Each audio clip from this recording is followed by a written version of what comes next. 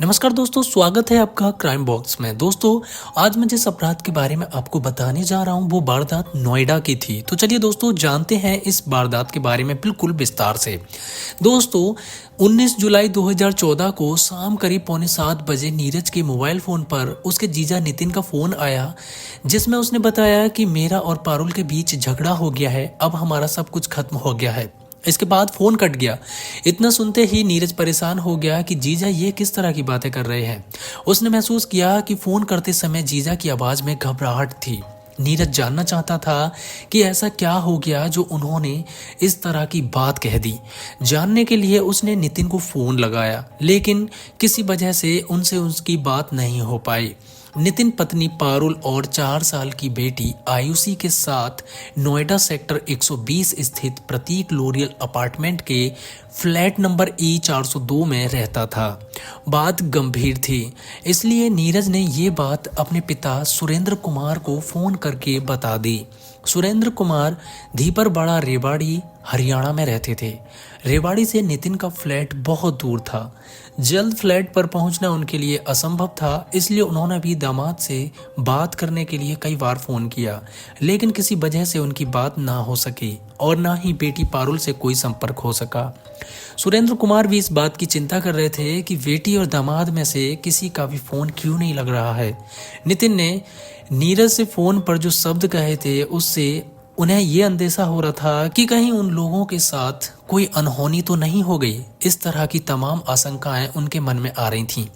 नोएडा में सुरेंद्र कुमार के एक रिश्तेदार रहते थे। उन्होंने अपने उस रिश्तेदार को फोन करके दामाद के फ्लैट पर जाकर पता लगाने को कहा। उसी समय वह रिश्तेदार लोरियल अपार्टमेंट के फ्लैट नंबर E402 पर पहुंचा तो उसे वह फ्लैट बंद मिला। फ्लैटों में रहने वाले अधिकांश लोग अपने पड़ोसी तक से वास्ता नहीं रखते, वे केवल अपने काम से काम रखते हैं। तभी तो उस रिश्तेदार ने जब नितिन का फ्लैट बंद देखा तो उसने आसपास वालों से नितिन के बारे में पूछा, लेकिन उसे कोई जानकारी ना मिल सकी। उस रिश्तेदार ने यही बात फोन पर सुरेंद्र कुमार को बता दी। फ्लैट बंद था, बेटी और दामाद का फोन नहीं मिल रहा था। सभी लोग कहाँ चले गए, यही सोचकर घर के सभी सदस्य चिंतित थे। अब तक रात भी गहरा चुकी थी। ऐसे में उनके सामने रात भर इंतजार करने के अलावा कोई और दूसरा चारा नहीं था। उन्होंने सुबह होते ही नोएडा जाकर बेटी दामाद का पता लगाने का निश्चय कर लिया। चिंता में उन्हें रात भर नींद नहीं आई। अगले दिन 20 जुलाई 2014 को सुरेंद्र कुमार और अपनी पत्नी और बेटे के साथ नोएडा स्थित अपने दामाद के फ्लैट पर पहुंचे। उन्हें भी फ्लैट बंद मिला तो उन्होंने सोसाइटी के पदाधिकारियों को इसकी सूचना दी। फ्लैट बंद और उसमें रहने वालों का कोई अता पता नहीं चलने पर मामला संदिग्ध लग रहा था। सोसाइटी के एक पदाधिकारी ने इसकी सूचना थाना सेक्टर 58 को दे दी। थाने में खबर मिलने के थोड़ी देर बाद ही थाना प्रभारी चरण सिंह शर्मा सेक्टर 120 स्थित प्रतीक लोरियल अपार्टमेंट पहुंच गए।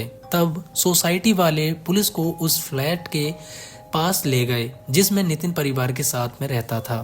फ्लैट का दरवाजा बंद होने से पुलिस भी चौंक गई।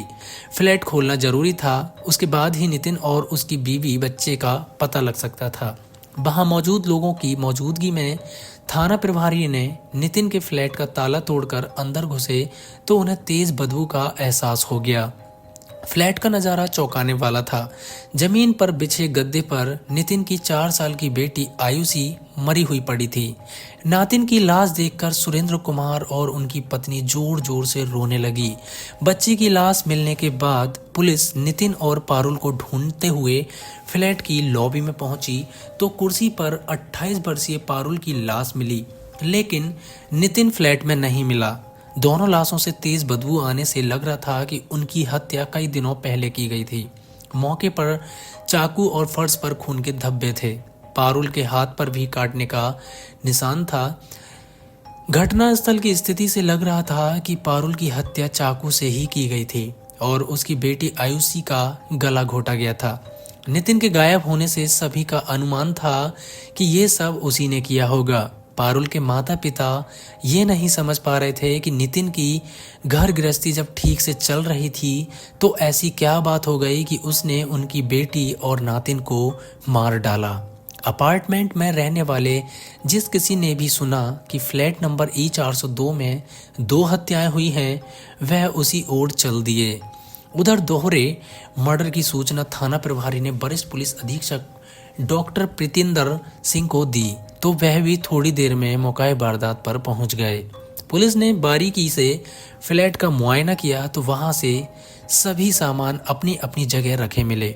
यानी ऐसा नहीं लग रहा था कि किसी ने लूट के इरादे से दोनों हत्याएं की हों।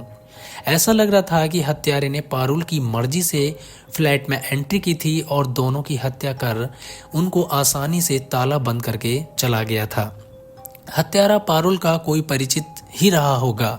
चूंकि पारुल का पति नितिन गायब था, इसलिए पारुल के घर वालों को इस बात का शक था कि उसी ने दोनों की हत्या की होगी। पुलिस ने मौके से जरूरी सबूत इकट्ठे करके दोनों लाशों का पंचनामा करने के बाद उन्हें पोस्टमार्टम के लिए भेज दिया। संदेह के आधार पर पारुल के पति नितिन रोहिला के खिलाफ हत्या का केस दर्ज करके पुलिस ने आवश्यक कार्रवाई शुरू कर दी। हरियाणा के रोहतक के रहने वाले नितिन रोहिला की शादी सन 2008 में धीपरवाड़ा रेवाड़ी के रहने वाले सुरेंद्र कुमार की बेटी पारुल से हुई थी। नितिन ग्रेटर नोएडा के सूरजपुर स्थित यामाहा कंपनी में इंजीनियर था। पारुल आर्किटेक्ट की डिग्री लिए हुए थी। उच्च शिक्षित पारुल और नितिन की गृहस्थी हंसी खुशी से बीत रही थी। शादी के कुछ दिनों बाद पारुल एक बेटी की मां बनी, जिसका नाम आयुषी रखा।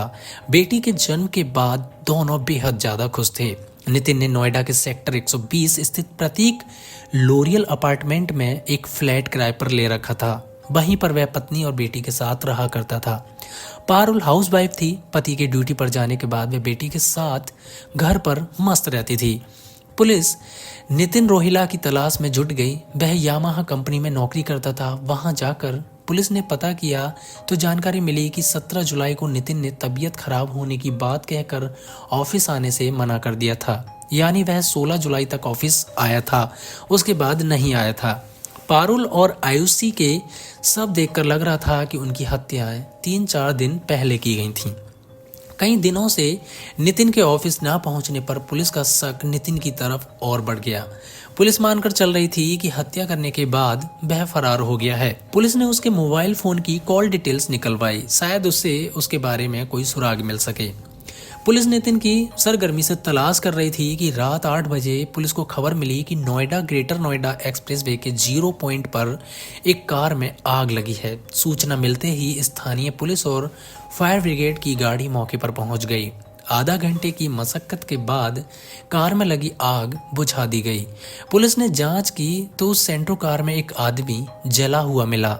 उस सेंट्रो कार की जांच की गई तो पता चला कि वह कार नोएडा सेक्टर 120 स्थित प्रतीक लोरियल अपार्टमेंट में रहने वाले नितिन रोहिला की है। स्थानीय पुलिस ने यह जानकारी सेक्टर 58 थाना पुलिस को दी तो थाना प्रभारी रात में ही एक्सप्रेस वे के 0 पॉइंट पर पहुंच गए। लाश पूरी तरह से झुलस चुकी थी, इसलिए वह पहचानने में नहीं आ रही थी। जब कार नितिन की है तो इसमें जली लाश किसकी है, ये बात कोई समझ ही नहीं पा रहा था। कहीं ऐसा तो नहीं कि पत्नी और बेटी की हत्या करने के बाद नितिन ने अपनी जीवन लीला खत्म कर ली हो। ये बात यकीन के साथ तब तक नहीं कही जा सकती थी जब तक कि कार में जली लाश की शिनाख्त ना हो जाए। थाना प्रभारी चरण सिंह शर्मा ने नितिन रोहिला के घर वालों को बुलाया तो नितिन के भाई ने उसकी शिनाख्त अपने भाई के रूम में की। इसके बाद पुलिस ने वह लाश पोस्टमार्टम के लिए भेज दी और एक सैंपल डीएनए जांच के लिए प्रयोगशाला भेज दिया, जिससे पता चल सके कि लाश किसकी थी। पुलिस ये भी मानकर चल रही थी कि कहीं ये नितिन की कोई गहरी साजिश तो नहीं है, जिसमें उसने पत्नी व बेटी की हत्या करने के बाद खुद को बचाने के लिए किसी और को बलि का बकरा बना दिया हो। नितिन को लेकर पुलिस असमंजस की स्थिति में आ गई थी।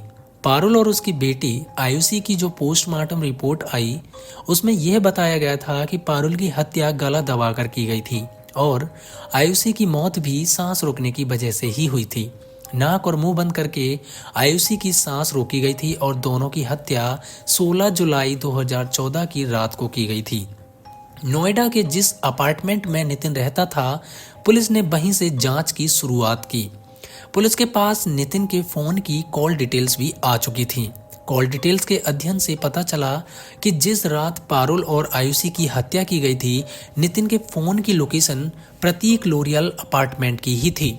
अपार्टमेंट की लिफ्ट में लगे सीसीटीवी फुटेज से पता चला कि 16 जुलाई के बाद पारुल और आयुषी फ्लैट से नहीं निकले थे। शाम के समय नितिन को फ्लैट में जरूर जाते देखा गया था। इसका मतलब 16 जुलाई की शाम को नितिन फ्लैट में आया था। उस समय वह सूरजपुर स्थित अपने ऑफिस से आया था। उसके ऑफिस से पता चला कि 16 जुलाई को ड्यूटी करने के बाद वह वहां से 5 बजे निकला था। ऑफिस से वह शाम 6 बजे के करीब अपने फ्लैट पर पहुंचा था। 17 जुलाई को नितिन ड्यूटी पर नहीं गया था। उसने फ़ोन करके बता दिया था कि उसकी तबीयत खराब है। 16 जुलाई की शाम को अपने फ्लैट में घुसा नितिन 19 जुलाई को सुबह 7:30 बजे के करीब बाहर निकला था। यानी 16 से 17 जुलाई की रात को पत्नी व बेटी की हत्या करने के बाद वह 19 जुलाई तक दोनों लाशों के साथ फ्लैट में ही रहा। 19 जुलाई को सुबह 7:30 बजे फ्लैट से निकलने के बाद वह दोपहर 2:30 बजे तक सोसाइटी के आसपास घूमता रहा।